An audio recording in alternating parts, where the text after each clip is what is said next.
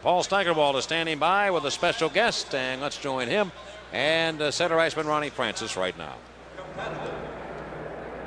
That's in that first period. How would you like to get 75 for the night? He said, that'd be nice. I think we might win if we got 75 shots. Yeah, I think that might be the case, Ronnie. But Jarmo Milas has been pretty tough, and you can get good goaltending like that early in the game. Sometimes it can help your team and turn out to be a blessing down the stretch. But certainly you guys seem to have adjusted well to the smaller ice surface here in the first period.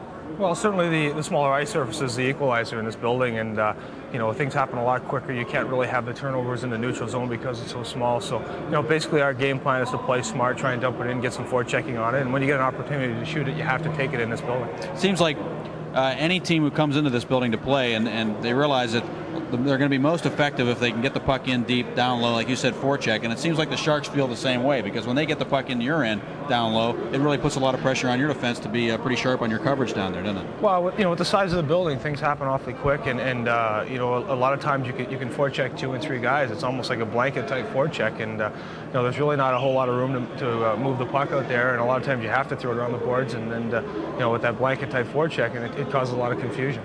Ronnie, Scott Bowman was pretty happy, or is pretty happy, I think, right now with the line combinations he has. He feels like he's got good chemistry, good balance.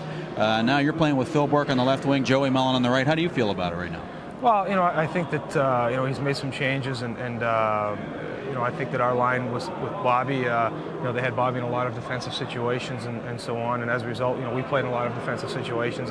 He's made a little adjustment here lately, and now he's got a situation where it seems like each line can provide offense or defense. That's the balance I'm talking about. That's what I think he's trying to obtain. You've got guys that can play offense, you've got guys that can cover and play defense, and as a result, you don't have to sit back a lot of times. You can go at him and forecheck, and knowing the third guy will be high. And you have 7 points in 7 games. Do you feel your offensive game coming back a little bit right now? Well, I've been a lot more happier with it lately. I think, as I said earlier, we kind of got in a little bit of a rut there where my line was strictly used in a lot of defensive situations. And, as of late, he's given us the opportunity to play more offense, and I enjoy that. How's your knee right now? Well, it's a little banged up, and hopefully we'll get through the season and the playoffs with it, and we'll have to go ahead and do some work on it in the offseason. Okay, one more question. That's the strike. You're a guy that's been in the league since 1981. I'm wondering how you feel about that looming over everybody in the National Hockey League, perhaps as early as Tuesday.